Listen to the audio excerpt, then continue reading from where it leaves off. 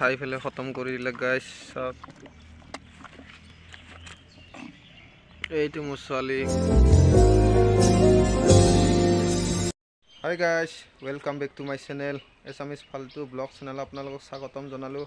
আজি গাইছ মই ঘৰতে এনেই আছোঁ, অকণমান কি কাম কৰিম আপোনালোকক দেখুৱাম। আপোনালোকে ভিডিঅ'টো চাই যাব। মোৰ মানুহজনী অলপমান কাম কৰি আছে ঘৰতে। মোৰ ছোৱালী মোৰ লগত গৰু পানী খুৱাব যাব এতিয়া।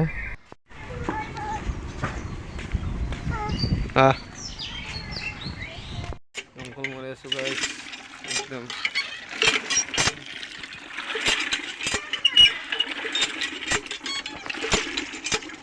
গৰুক এতিয়া পূৰা পানী ৰেডি কৰি আছোঁ, একদম ৰেডি হৈ গ'ল। এতিয়া মই ছোৱালী আৰু মই যাম গৰুক পানী খুৱাব। আপোনালোকে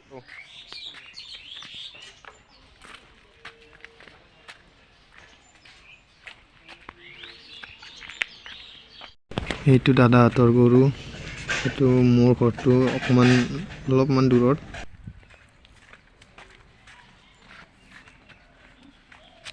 আমি এতিয়া পথাৰত আহিলোঁ, এতিয়া আমি গৰুক পানী খুৱাম গাইছ।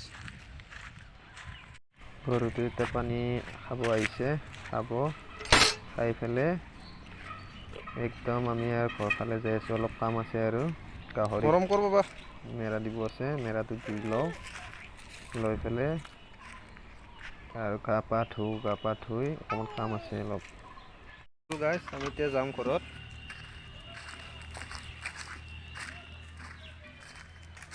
এইবাৰ আৰু গাহৰিৰ কাৰণে ৰেডি কৰিলোঁ, গাহৰিক দিম এতিয়া দানাবিলাক।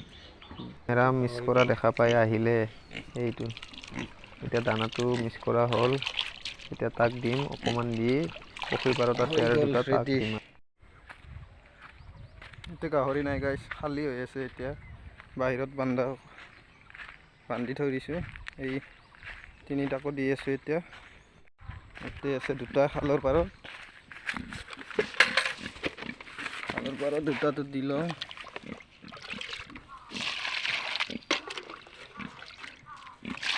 দুটা দি লওঁ, খাব।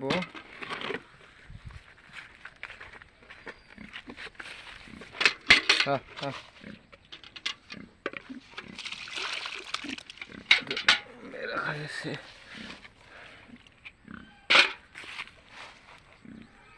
দিয়া হৈ গ'ল গাইছ। এতিয়া মই যাওঁ ঘৰলৈ।